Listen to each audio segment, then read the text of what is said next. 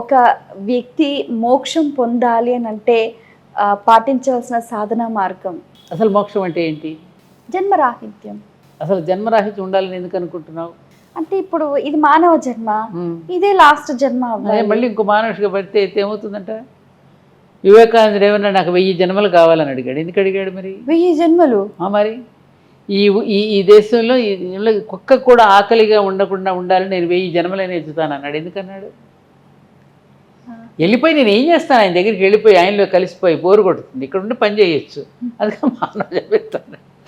అసలు మళ్ళీ నెక్స్ట్ మానవ జన్మ వస్తుందన్న గ్యారంటీ ఉండదు కదా. 84 లక్షల మంచి పనులు చేస్తే మానవ జన్మ ఉత్తమ జన్మ ఎత్తుతాం అన్నారు కదా.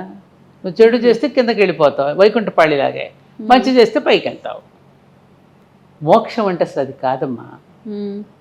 మా మాస్టర్ గారిని ఒకసారి మోక్షం అంటే భలే చెప్పారు ఆయన. ఒక పొల తెమ్మన్నారు ఆయన, ఒక కట్టె మొక్క, చిన్న మొక్క, దాన్ని విరవమన్నారు. 4 ముక్కలు చేయమన్నారు. 4 ముక్కలు చేశాడు. ఆ 4 ముక్కలు చేసి నువ్వు ఎన్నిసార్లు విరిచావన్నాడు. 3 సార్లు విరిచానన్నాడు. ఒక పొల్లని 3 సార్లు విరిస్తే 4 ముక్కలు అయిందిగా. ఆ 3 ఏమిటి? ధర్మ, అర్థ, కామ, మోక్ష. ధర్మార్థ కామాలను తీస్తే, ఆచరిస్తే మోక్షం ఆటోమేటిక్గా వచ్చేస్తుంది. ఇక మనం ప్రత్యేకంగా ప్రయత్నం చేయక్కర్లా, ఇంకెందుకు.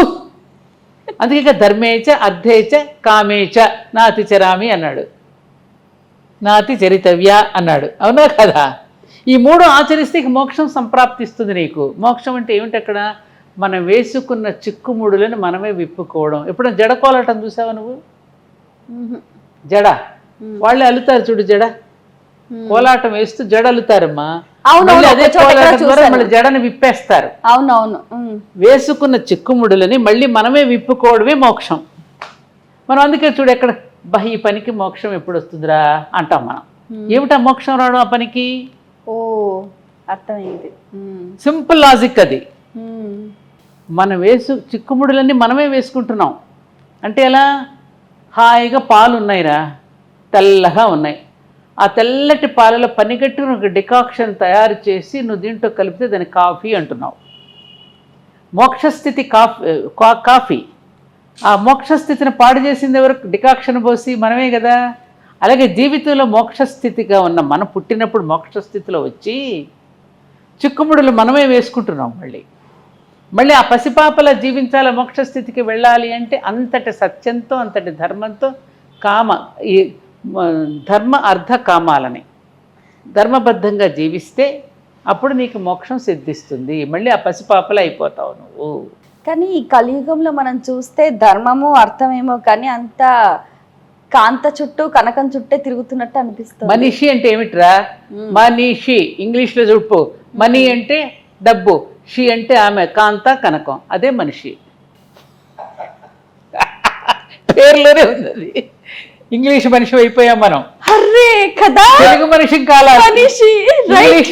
మనీషి, వెరీ గుడ్.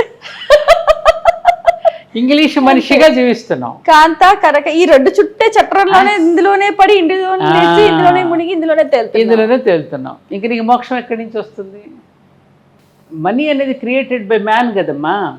కొన్ని రూపాయి నోట్లు తయారు చేసుకుంది నువ్వేగా. సత్యవాణి గారు నిజంగా సత్యాన్ని పలికారు. మీరు ఎక్కడుంటే అక్కడ నవ్వుల పువ్వులు పూయిస్తూ ఉంటారు, జ్ఞానం అందిస్తూ ఉంటారు.